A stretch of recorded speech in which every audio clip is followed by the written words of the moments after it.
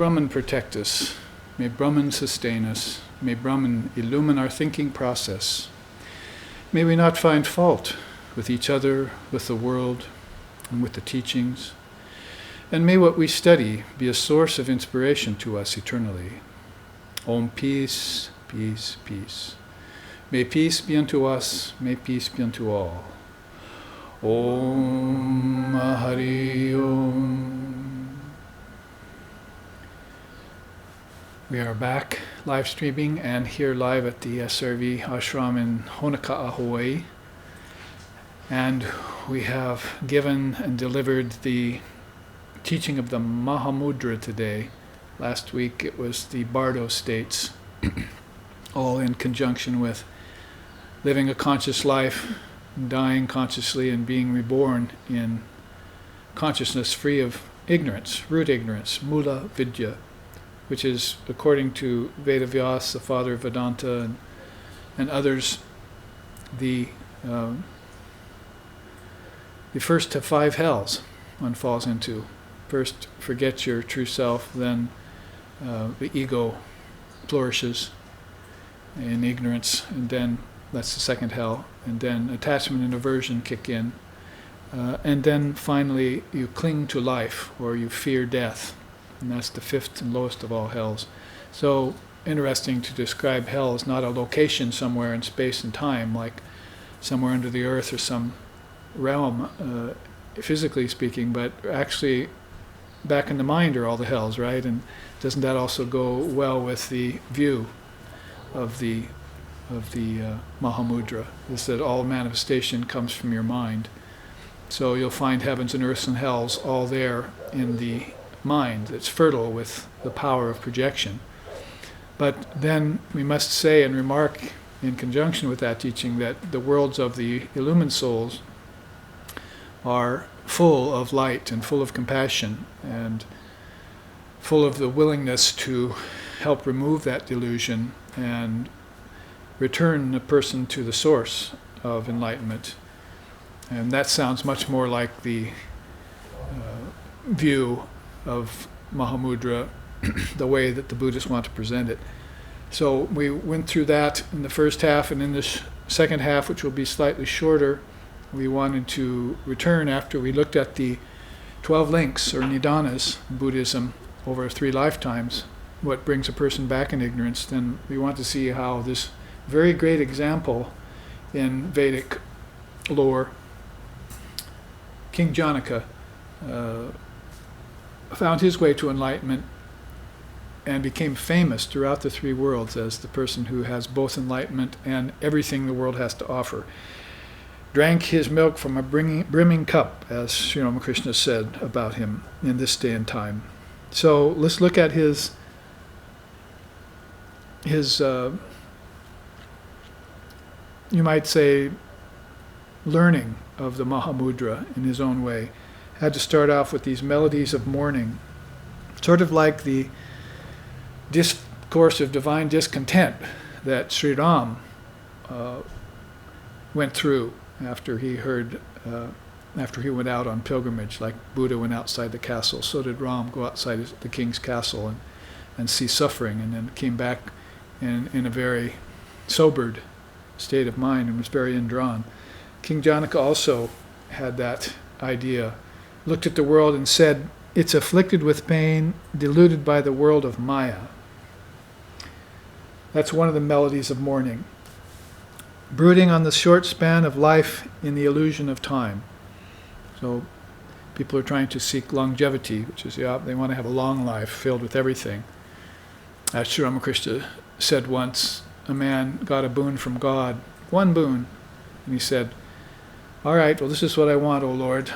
I want to eat sumptuous foods on gold plates with my great-grandchildren."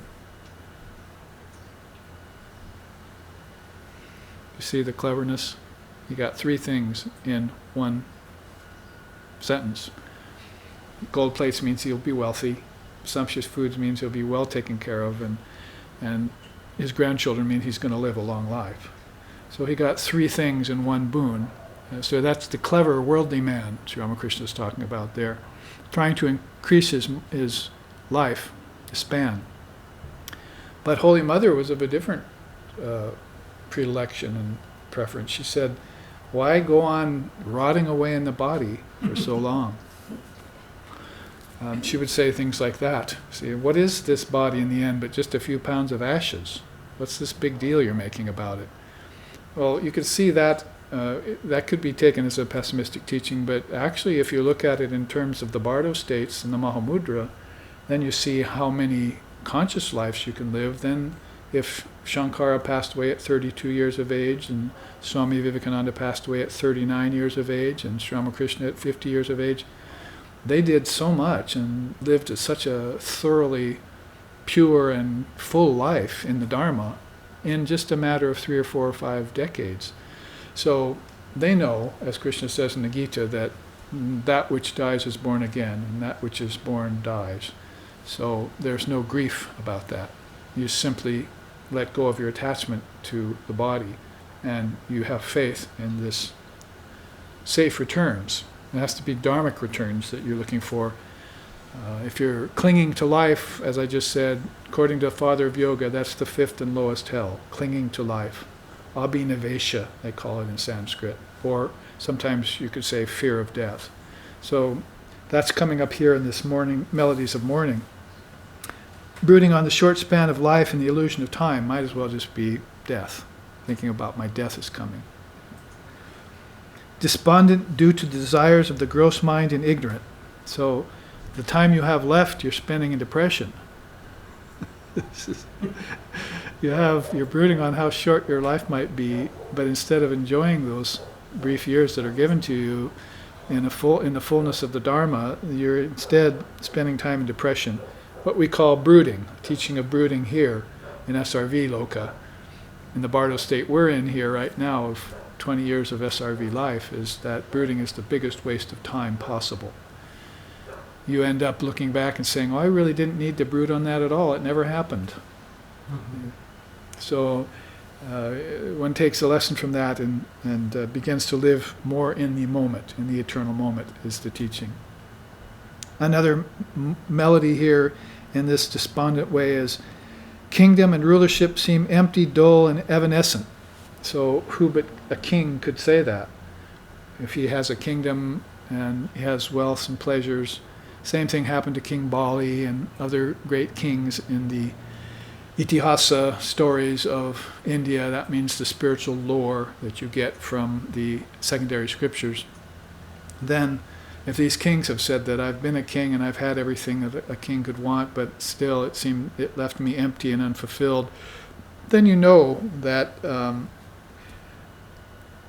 life is evanescent like that.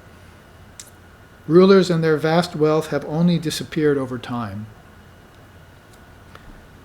by the hundreds and thousands. Rulers of royalty comes and goes. The gods in the heavens will vanish like fish in the ocean. So he's looking at it less on the earthly level and more toward the celestial level, that he's been around long enough and read enough scriptures over history, like we're talking about here, Buddhism, 550 BC, Tibetan Buddhism, 700 AD, Zen Buddhism, 17, 18, 1900, coming from China. So we're talking about a long span of time there, some 2,500 years or more. So scriptures have been left behind by all those levels of religion, and in other traditions too have been left behind, enough for you to find out that gods and goddesses come and go. They're like humans. They might as well, if everything comes from the mind, as the Mahamudra says, then these gods and goddesses have to be coming from your own mind. And if your mind changes, they change. Now, of course, that's a teaching on a relative level. If you're in cognizance of the original mind, then you know that there's one eternal consciousness that never changes, and everything else is just a manifestation of that. That also fits with the teaching of the Mahamudra, doesn't it? The view. That's this, and also fits with the practice. So, good to know these teachings and note. Remember, this is one stage of King Janaka's journey. This is the sobering stage. This is the neti neti stage, or the awakening to his predicament in Maya stage. Weakness reigns due to energy wasted on sense objects. So the yogis have found out about that's why they draw the senses back from the objects, because energy is going out as intelligent particles, as streams in the form of prana, and it's fastening on objects and it's getting frittered away there, and then it doesn't come back to them. So before it gets attached to the object, they touch on the object and detach. The seer does not become the seen. The seer realizes instead in the Mahamudra that all of the seen has come from his own projection, and his own projection is full of light. But if he goes out and gets attached to the manifestation of it, it turns dark. So he's taken the kingdom of his soul, which is all pure radiance, and turned it into a kingdom of physical objects, which is all empty and dark. And he broods on it, and he gets despondent. And even if he's a king, he doesn't enjoy it for very long. So he begins to experience old age, which is coming.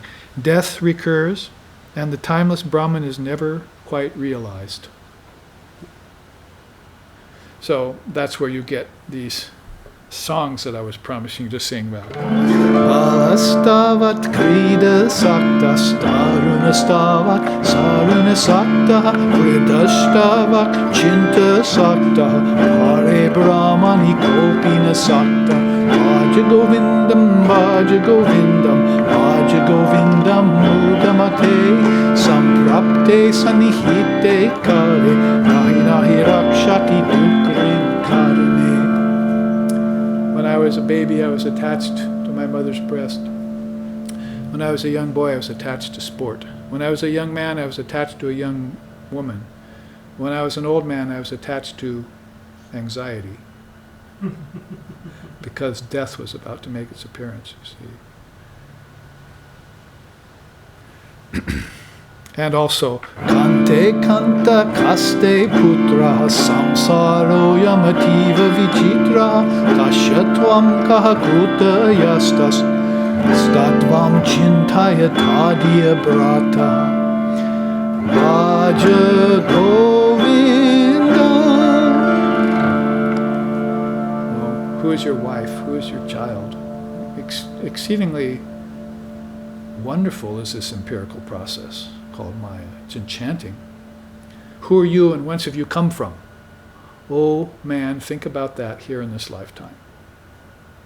This was the man who lived 32 years, who wrote this song. And every one of the line of succession in his Guru Parampara, his line of generation stretching back to Shankara's time in 700 or so AD, added a verse to that song. So it's the longest composed song in existence.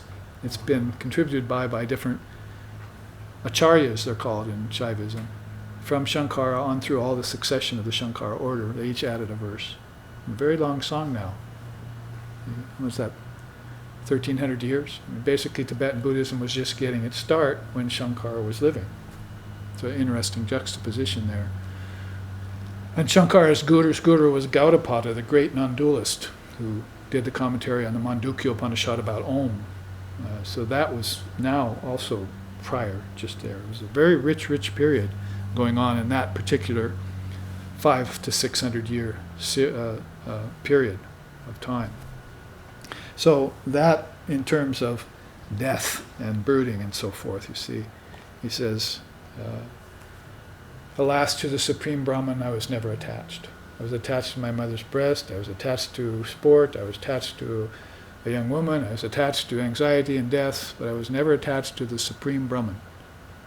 Pare Brahmani Kopina Sakta. I was never attached to Brahman. So that's what he says here. See, Brahman is never quite realized. Death recurs, but the timeless Brahman is never quite realized. Always stays just out of my grasp. See. If you had studied the Mahamudra, then it probably wouldn't be that case, because your practice and your action really is telling you to strive with non-effort, right? Let Brahman come to me because I am Brahman.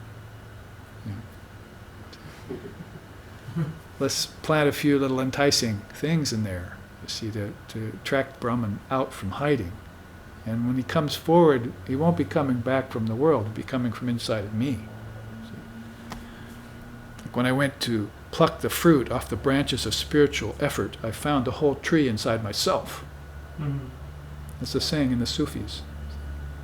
When I went to pluck the fruit of spiritual effort off the branch of self-effort, I found out that the entire tree was inside me.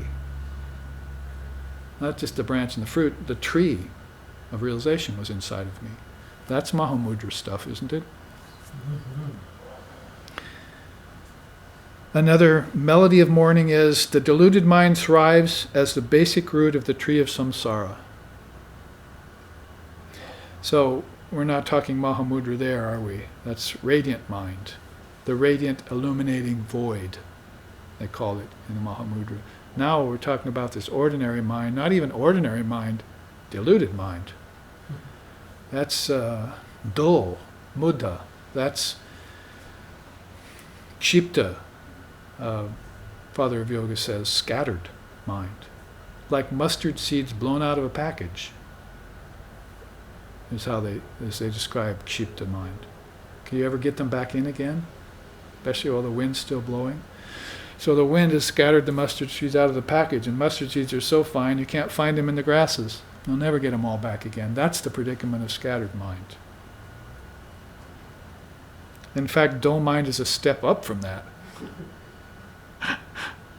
As it goes, you see. Scattered mind will turn mentally challenged, you see, later. Retarded. Dull mind will just stay dull mind. See? Restless mind will stay restless mind. Youth is ignorance, adulthood is base desire, old age is suffering. So these are realizations that sound pessimistic and are sobering, but this is the song King Janaka was singing before he went into his garden and ran into this holy man. You see, the kings in India, they open up their gardens to the holy men. So the story in Yoga Vashishta where this comes from, where I fashioned this chart from, was basically he went into his garden one day and he was thinking about evanescence of life and these kinds of things here. But he heard that all the holy beings that had gathered in his garden, they only stayed there, a day at the most or two. They don't stay anywhere more than that time because their vow is to wander.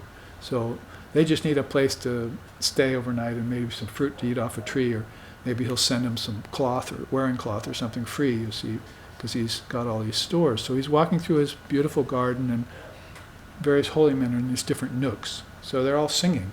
A lot of them are singing. Or they're chanting something. And so he goes close to each one of them and listens. Takes like a whole cross-section of his garden to hear these different, sort of like Sri Ramakrishna listened to all the holy men outside of his village of Kamarpukur when he was a boy. He used to gather firewood. Then the holy men would all let him sit there and listen to their talk and listen to their songs. And Thakur, Sri Ramakrishna, had this immediate recall memory, so that's where he learned all the songs and all the teachings as a young boy. Everything he heard from all these different sadhus from different lineages impressed itself on his mind. And that's later on he was singing songs and spouting off scriptures and wisdom when he'd never read a book. See? So he got a straight transmission from these sadhus that were wandering over India, and they just happened to come through that area of Kamarpukur, his village, as sort of a crossroad for their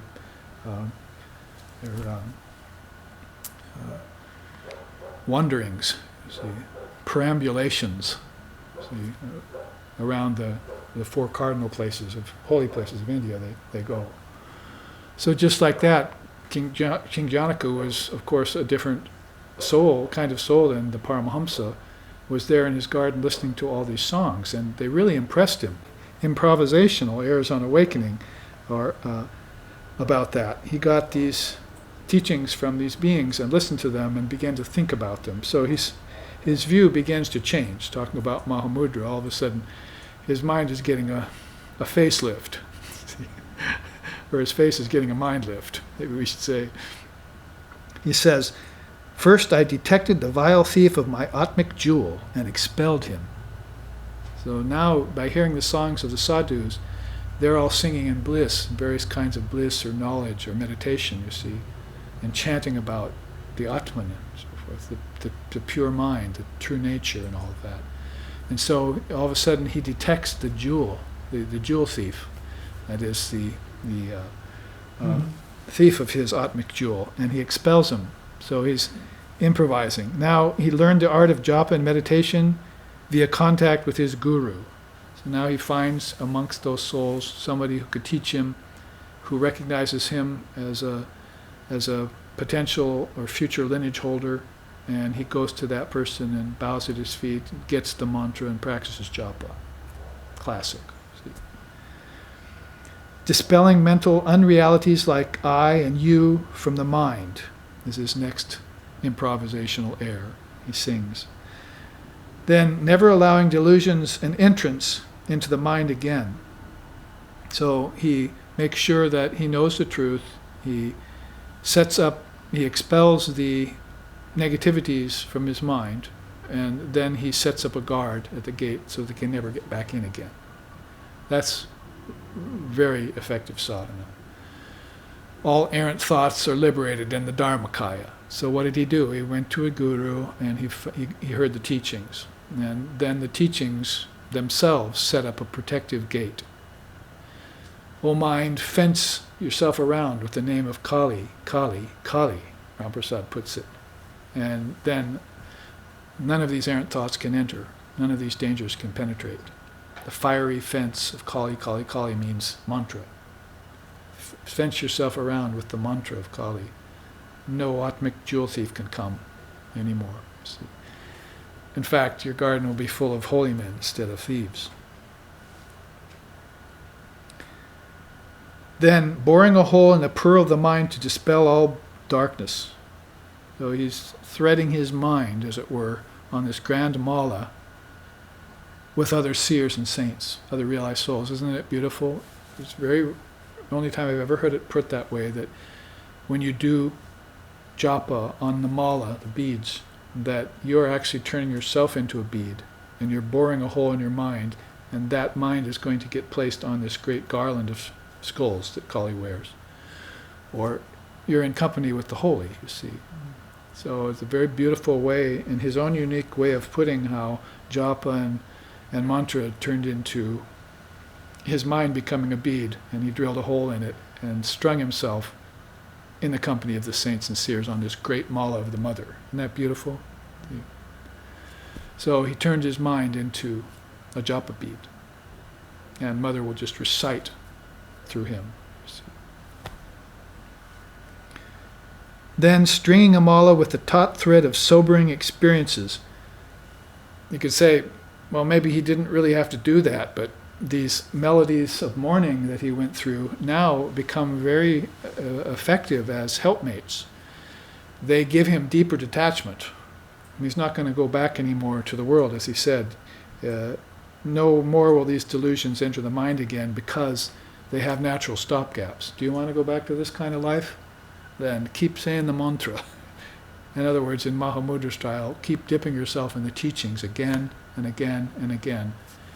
As somebody said at the break today, I like repetition. That's the most effective thing. So to hear the spiritual teachings again and again, even if we met every Sunday for a month of Sundays and just went through this chart again and again and again, or the Mahamudra again and again and again, under the different atmospheres and the different vibrations of our mind, with the different gunas predominant in each individual, we would be getting new teachings, new insights, and gleaning new visions out of it, and deeper knowledge. But, of course, you're getting a plethora of different teachings here at SRV, in different lineages. Let's look at the variations on a theme of victory. See how his mind changed after he did japa and mantra. Victory over my great adversary, the deluded mind. The disappearance of suffering that had afflicted me. The attainment of a life and mind filled with quiescence, and adoration of the jnana wisdom that allowed this state. So King Janaka was a wisdom knower, and that's why Sukadeva went to him. He couldn't quite get that enlightenment from his father, who was a great seer. And so his father said, well, I've set some meeting up with a friend of mine. Go see King Janaka. And Sukadeva went there and had his doubts, his last final vestige of doubts, dispelled by King Janaka. And King Janaka insulted him horribly at first. Kept him waiting and didn't treat him like a holy person, and Sukadeva remained completely impervious to the insult. So here was a meeting of two great equanimous souls, you see, who weren't going to get thwarted or deterred by anything conventional whatsoever. They were after the truth, and that was all that mattered to them. And when they came together, it was a great meeting.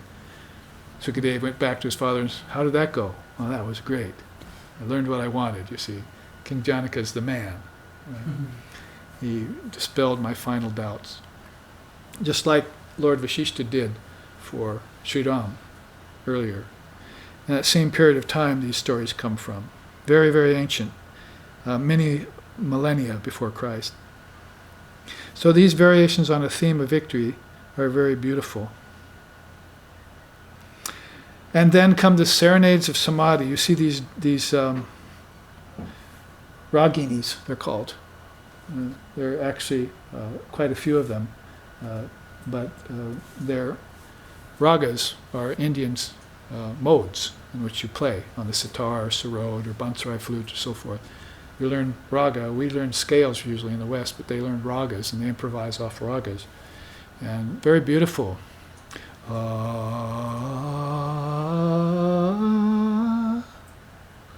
That kind of scale, you see.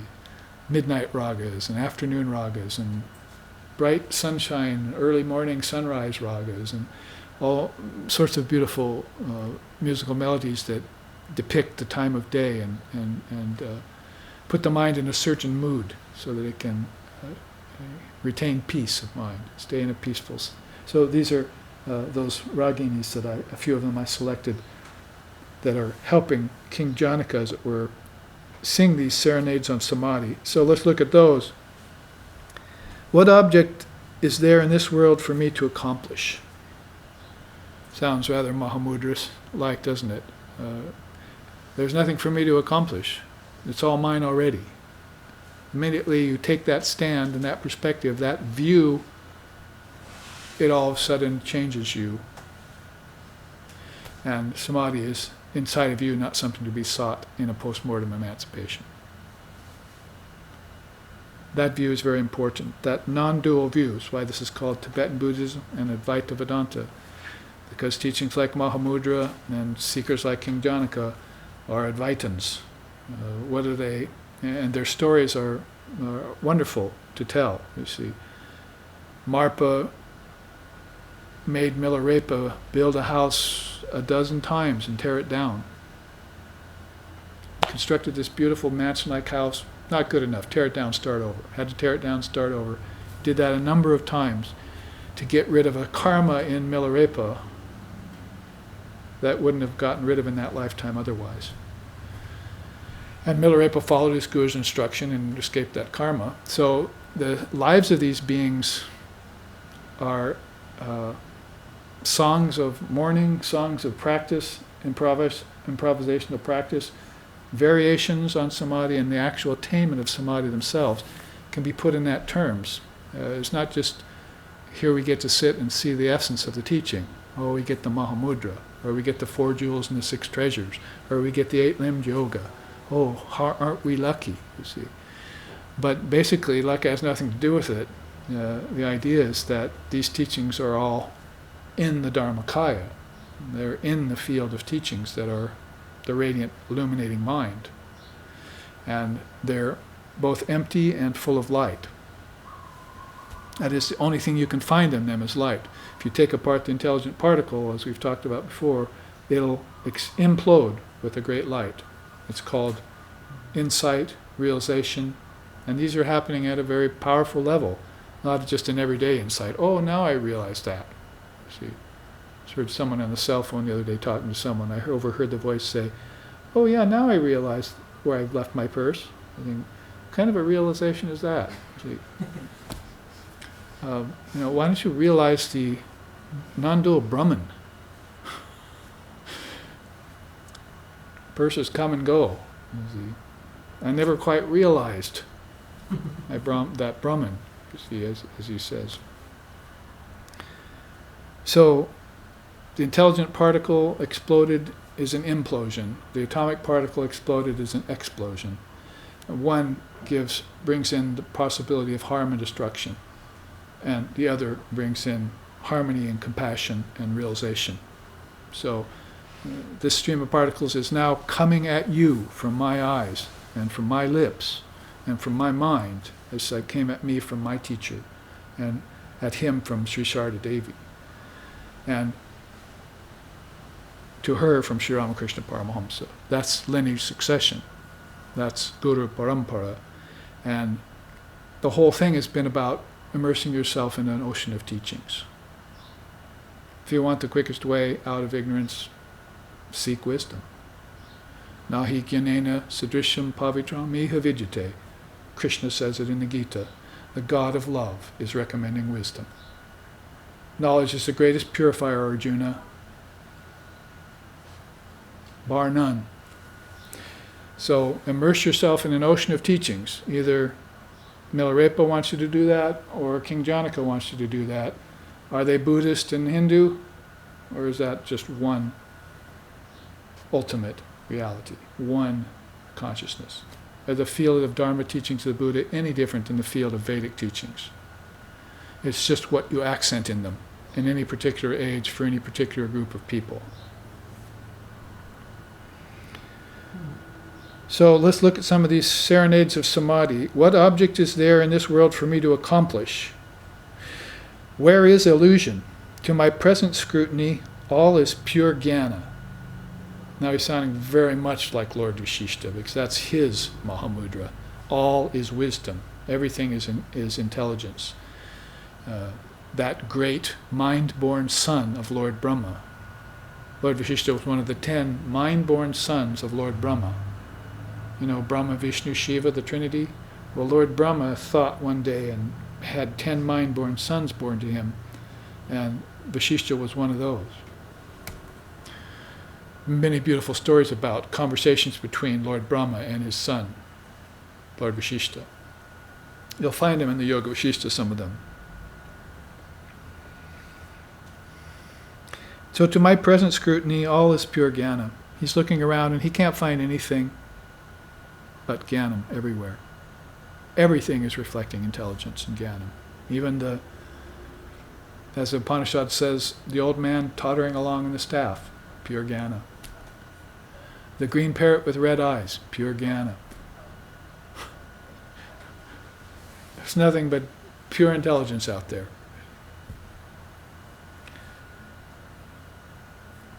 I cognize nothing but the one immaculate Atma-gyan. It's almost a repetition of what I just said, but it drives the state deeper into the heart of ignorance, you might say. It's not just jnanam, but it's Atma-gyanam. Jnanam could be scriptural wisdom, but when it's called Atma-gyan, it's knowledge of the self who composed the scripture. The Amsa avatar, the one who actually came back and put it in terms of words you could understand, like he's doing here in terms of music.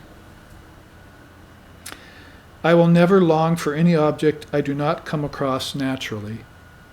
I will never evince aversion to any object that I duly come by. So, the teaching of attachment and aversion and the insinuation of attachment and aversion is destroyed by such a view, Mahamudra kind of view. Is taken that stance. I will never evince any aversion for any object that comes to me naturally, nor will I attach myself to anything that comes to me that doesn't come naturally. So attachment and aversion are taken to task there. And the natural way of things, the natural arising, as the Buddhists call it, is there. I will remain immutably fixed in my own self of Atma-gyan. Now he is equating himself to that very same wisdom that's of his self. All events and happenings will occur as preordained by Dharma. So, not preordained by Maya or by karma, but by Mother and by Dharma. He's given himself to the Mother of the universe. So, Maya is now out of the picture, Mahamaya is in the picture, and karma is now neutralized and Dharma is now operative. In other words, he may have known Jnanam, he may have known Atmajnanam, and he may have equated himself to Atmajnanam, his Atman, but he still has to live a life, and so he chooses a life to live in Dharma. In fact, in his case, you could probably say Swadharma. Let's see what he says about his own state. Observing the actions of the world, wherein men flutter like birds in the air and perish, and feeling no more significance than a speck of dust floating in a sea of dust, I gave up the ephemeral wealth and the objects of this world and fixed my mind immutably in my own self of Atmajnan. Dharmakaya, teachings of the Dharma which point to reality. In Vedanta, Advaita Vedanta, it's going to be put in terms of the self. In Buddhism, they kind of skirt the word, and you'd have to call it Buddha nature or Pragya Param. Buddha used that term. Pragya, intelligence, Param, supreme. You get the gist here, we're back to intelligence again. That which is the view of Mahamudra. Everything is made of intelligence. The whole manifestation is from my own mind via intelligence. Stream of particles. A stream of particles unknown and unseen by the particle theorists of this day. We're talking about, I've got a particle for you to examine and to take apart. It's called mantra. It's called bijam. And I'm going to take it apart with japa and with a focused mind, which I have bored a hole in so that plenty of light can get in and plenty of darkness can get out. So King Janaka's victory over ignorance, his song of victory, very classic, and we haven't looked at this chart for years and years, maybe if we ever have at all. So it's good to put it in conjunction with the Mahamudra teaching. Now, we talked about Shankara and his 32 years of life. So I wanted to bring out another chart which puts it in terms of Jnanam. That is, the 6 bodies it's called. We haven't looked at this for a while. 6 illusory bodies. I've subtitled it Clues to the Risks and Dangers of Embodiment.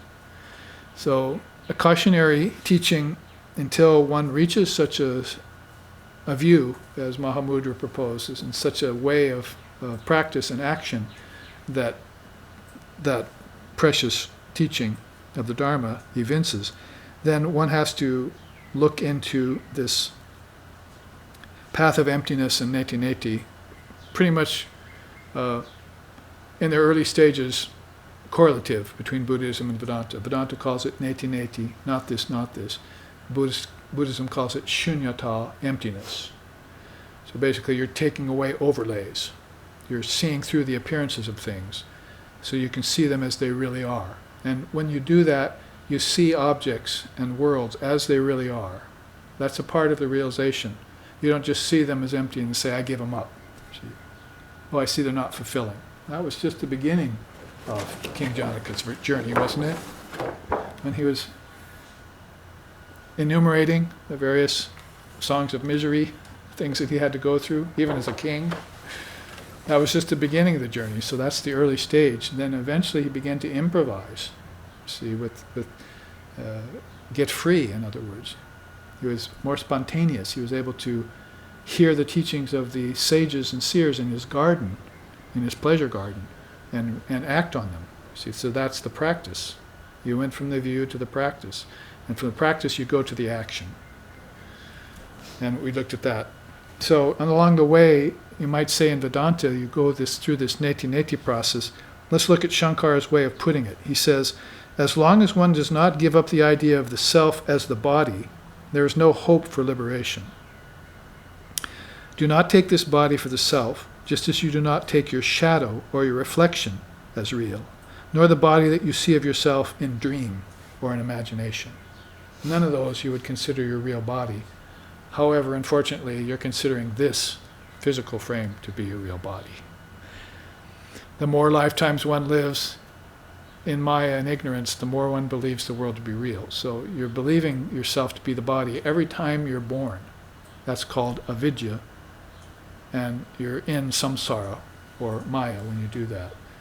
How about taking a birth where you know you're not the body based on immersing yourself in the teachings that taught you that you're not the gross body, nor are you the mental body, nor are you the dream body or the deep sleep body. I'm none of those. That's neti-neti at a very advanced stage. Neti-neti at the stage of transcending suffering based upon karma, that's a very early stage. You should get through that and get over it. But when you get to the idea of renouncing all three bodies, not just your physical, but your dream body and your causal body too, then you can know the true self. There's a chart I have for you next weekend called Three Worlds, One Mind. It's a Zen Buddhist teaching. You're going to like it very much. Three worlds, one mind. And so even in Buddhism, they're thinking in terms of that Triputty, three worlds. Let's look then. There's another quote that I added in here because it was so beautiful. Sometimes the signs of a luminary are his clothes. Sometimes precious clothes or a deerskin, and sometimes the clothes of knowledge. So you find out some of these people are clothed in knowledge. That's their modus operandi. That's their atmosphere. They walk in a room, they bring knowledge to you. They're not fooling around with anything other than that. That's their default zone. They won't fall any lower than that. A guru, an acharya, a teacher, a paramahamsa, an avadhut, basically when you approach them, you're approaching knowledge. And they've arrived at knowledge and they're not going to go any lower than that. You're going to have to rise to meet the Dharma. Shake hands with the Dharma, you see, because that's what you're doing when you find a Kala Rinpoche or a Karmapa, or like I did, or a Dalai Lama, or a King Janaka, or a Swami Vivekananda, or whoever in whatever fold. You're meeting the Dharma face to face and you're shaking hands with higher teachings. Now, like leavened bread, begin to rise. So Shankara has here three bodies he wants to. Let's look at anadeha, the physical body. And that has to do with that first quote up here. Do not take the body for the self. Eschew that idea. That's bad upbringing to think that. Bad physical upbringing, bad social upbringing, bad familial upbringing, and bad spiritual upbringing, religious upbringing. It's bad, bad, bad. Do not fall into that illusion. You know you're better than that. You know you're of a much higher nature than that. Now, the next body down here is the Chaya Deha, shadow body. It's an eclipse. Oh no, he says, in an eclipse, when shadow of the moon falls upon the earth, the ignorant believe the sun is to be swallowed by a dragon. In old days, I forget the name of the dragon. Rahu, maybe. Yeah, I knew it started with an R. They used to say that when the moon's going away, it's Rahu, is a dragon in the sky that's eating a gulp at a time. So that was the belief that was present at the time. So that's what he's referring to here. In an eclipse, when the shadow of the moon falls upon the earth, the ignorant believe the sun is being swallowed by a dragon.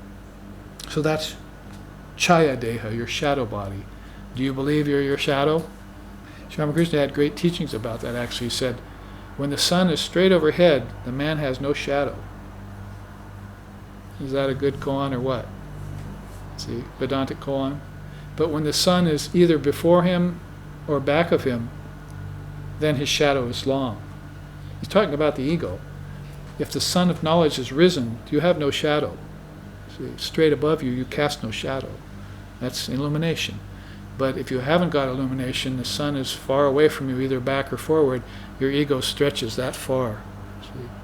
So a very beautiful way of speaking. Sri Ramakrishna had hundreds of ways of describing those teachings. I found 700 in the Gita and turned them into a book. It's on the shelf, of all his stories and the different commentaries that I put with them for you.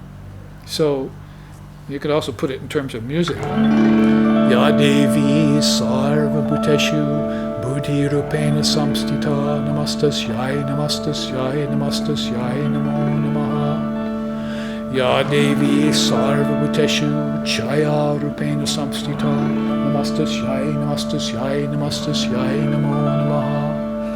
Ya Devi Sarva Bhuteshu Jati Rupena Samstita Namastasyai Namastasyai Namastasyai Namo Namaha. Ya Devi Namo Namaha.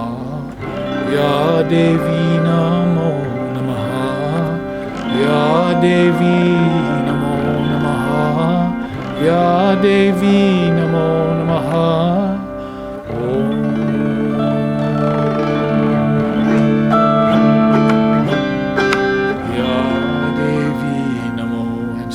So on, you're singing out of the Chandi about Devi, the Divine Mother. She exists as intelligence in all beings. Buddhi Rupena Samstita. See, Lord Buddha was well named. Mahamudra is well named. Everything is a manifestation of your own mind, of your own intelligence out there. Objects are just thought made concretized. And Chaya Rupena Samstita. She exists as shadow play in all beings. In the hearts and minds of all beings, she exists as shadow play. She's playing with you at different levels of Maya. The game's afoot, and your task is to see through it. See, we play tag when we're kids, and you have to get back to home base, right? Well, there's an equivalent of that game in India, and it's called Granny. You have to get back to the Granny. See? So that's Mother. So you're safe when you're at home base. Nobody can tag you. Nobody can turn you into another lifetime. See? You're safe. You're back at the source. So that Chaya, that shadow play, she told me to go down, and she winked at me. Go down to the worlds and play, my son. And she winked at me. The wink means never forget where you came from. And that might as well translate into saying, never forget that you're not the physical body. That's just something that nature will provide for you. I've decreed that nature will provide everything for my children. And then they can play amongst nature. But they should never get attached there. They should come back to the source, back to the Granny, back to home base. Very simple teaching for children. So the Dharma includes those kinds of teachings too. Great teachings of the Dharma. So Chaya is shadow play. So you have a shadow body, don't believe in that. Neither would you believe in a reflection body in the water. This is on a beautiful drawing there of the Guru looking into the water, you see. Ajasa Deha, the reflection body. As the reflection of the moon in a puddle is not real, just so the body is not the self. The next level of body is Swapna Deha. Shankara says, nor the body that you see of yourself in dream or in your imagination, that's not your real body either. So he says here, one awakened Brahman does not identify with the body, which becomes like a body seen in dreams. And in fact, since the mind, Mahamudra style, is the void of self-illumination, it's full of emptiness and light at the same time, simultaneously, then you can draw anything there you want, just like the palette of future lives. You can draw anything there you want with the power of your own projection, of your own mind. So you're doing it in the physical body here in dreams tonight. And what kind of a body shall I create for myself tonight, you see? And you're getting in there and you're playing with various forms because the mind is full of illumination. It can do that. But how good at sporting are you? And how good are you at coming home when mother calls? You see, when we were kids, you see, we lived in Alaska, so sometimes close to the Eskimos and people like that. So my mother learned the way the Eskimo women called their children home. Hoo-hoo, really loud. Hoo-hoo, H-O-H-O dash H-O-H-O, shouted out into the frozen wastelands, you see. And then all the kids would come running home. So she used that in Oregon. And later when we were growing up, I was 12 years old and growing up there in Portland, Oregon, up to my 20th year in schooling and so forth, and music, that when we were out playing sports in the neighborhood lots, then we'd know when it's time to come home. Because she would shout that out, come out the door 2 blocks away and shout it, and we could hear her. No, it's time to come home. So basically the teaching is, when mother calls, leave the body behind. All kinds of bodies. You do it in dream tonight, you leave your dream body when mother calls you back to the waking state. Mother is doing everything. Ram Prasad sings, Mother, my mother, is at the foundation of everything. She is my all in all. She is my special thing. She does all action, other people only call it their own. So you think, oh, I'm waking up. But Mother Intelligence woke you up. Well, I'm falling asleep. Mother Intelligence put you to sleep. She knew when your body was tired. But she's not telling your mind to fall asleep in ignorance. She wants to see how good at sporting you are, keeping awake in the dream state, keeping aware in the deep sleep state. Those are things that we haven't attained yet. And those are the very things that the illumined souls have attained. They know consciously their dream state, it's lucid. They know consciously their deep sleep state, it's full of light.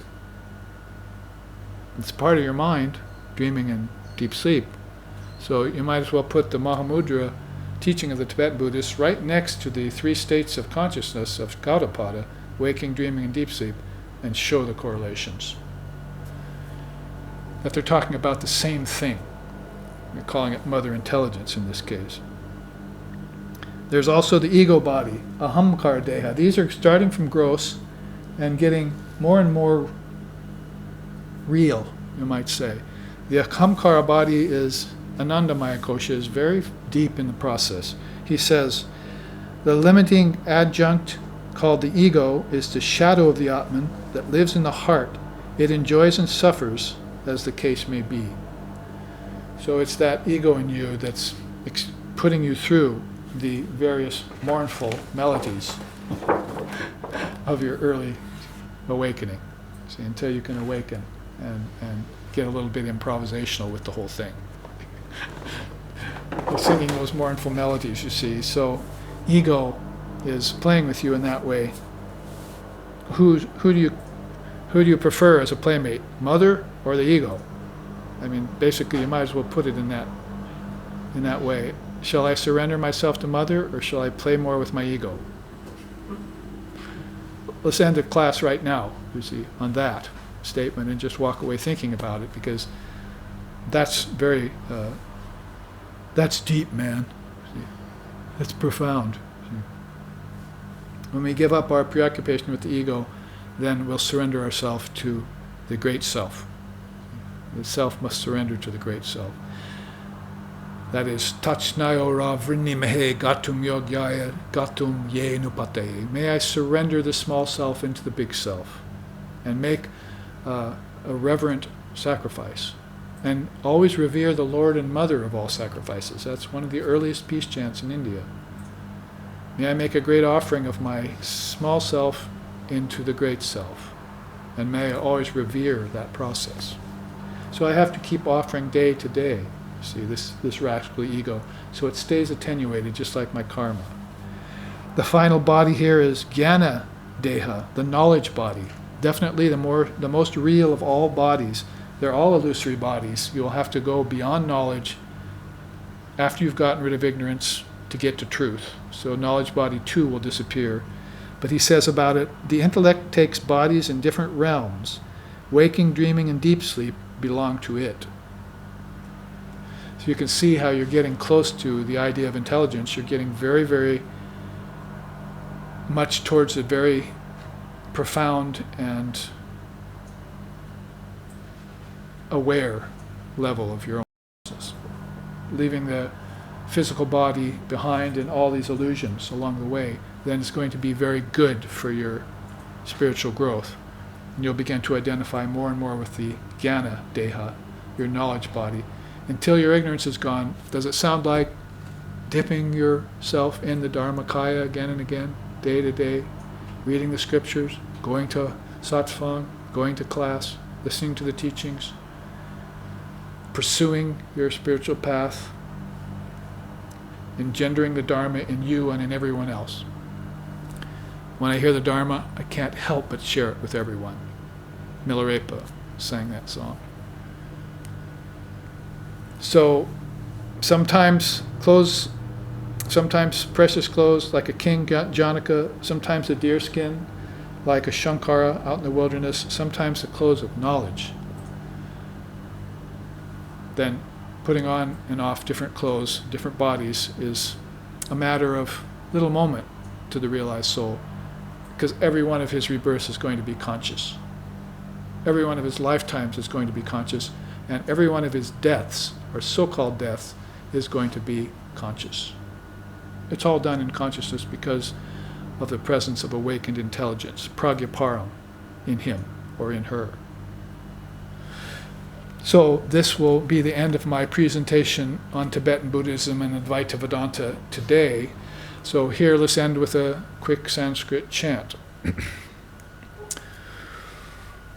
Om Asato, Om Asato Ma Sadgamoya, Tamaso Ma Joytir Gamoya, Mrichor Ma Amritam Gamoya, Abira Abira Mayeti, Rudrayate Dakshinamukam, Tenamam Pahinicham, Om Shanti Shanti Shanti. Lead us from darkness to light, from lower truth to higher truth, from the unreal to the real, and from the illusion of death to eternal life. Reach us through and through, O Lord and Mother, with thy sweet and benign presence. Om peace, peace, peace. May peace be unto us, may peace be unto all. Om Hari Om.